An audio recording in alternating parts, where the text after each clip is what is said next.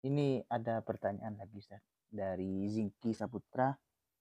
Saya mau bertanya Ustaz, bolehkah saya bertawasul menggunakan bahasa Indonesia?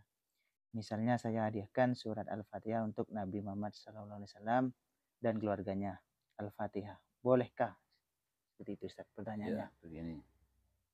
Eh, di tradisi kita, di tradisi Nahdlatul Ulama yang ada di Indonesia itu, seringkali kegiatan-kegiatan yang positif, kegiatan keagamaan itu diawali dengan tartib Al-Fatihah.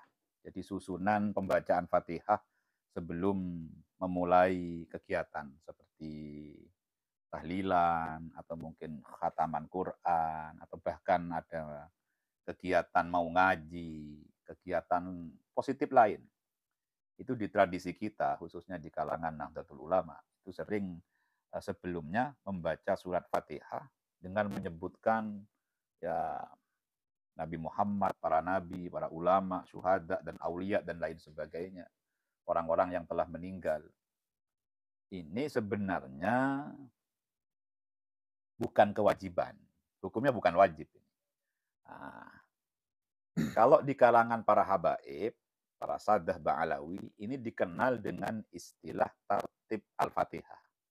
Bukan tawassul, tartib al-fatihah. Bisa dikenal dengan istilah tartib fatihah. Kalau tawassul itu sebenarnya memohon kepada Allah dengan perantara seorang nabi atau seorang wali atau hamba Allah yang soleh. Itu namanya tawassul. Contoh begini, eh, kita berdoa kepada Allah. Allahumma ya Allah, inni as'aluka. Aku memohon kepada engkau ya Allah. Mutawassilan dengan bertawassul perantara bihabibikal Mustafa, kekasihmu al Mustafa Sayyidina Muhammad, Nabi Muhammad Sallallahu Alaihi Wasallam dan lain sebagainya.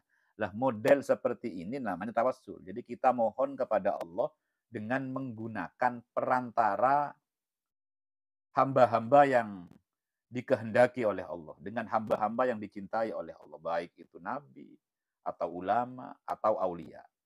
Ini sebenarnya tawasul. Lah cuma istilah di masyarakat kita, tartib Fatihah itu lebih populer dengan sebutan tawasul. Tawasul.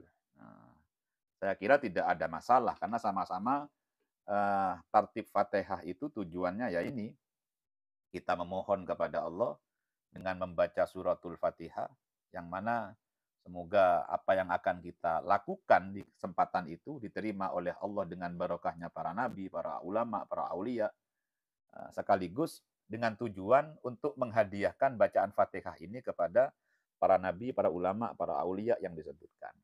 Lah ini apakah harus menggunakan bahasa Arab? Tidak. Sama dengan berdoa. Berdoa itu menggunakan bahasa apapun saja silahkan, boleh. Maka tartib Fatihah atau tawassul dengan menggunakan bahasa Indonesia, bahasa Madura, bahasa Jawa, tentunya boleh-boleh saja. Tidak ada aturan. Ya, tapi kalau bisa, sebisa mungkin ya menggunakan bahasa Arab. Tapi andai kata tidak bisa, ya tidak ada masalah. Jangankan tidak bisa, bisa pun tapi ingin menggunakan bahasa yang lain, Tidak tetap apa-apa. diperbolehkan, tidak apa-apa. Jadi walhasil, kesimpulan yang bisa kita sampaikan, tartib Fatihah, tawassul, berdoa itu tidak harus menggunakan bahasa Arab. Arab. Boleh menggunakan bahasa lain.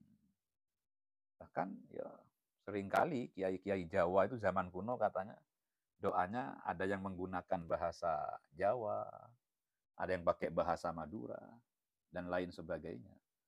Ya Allah alam.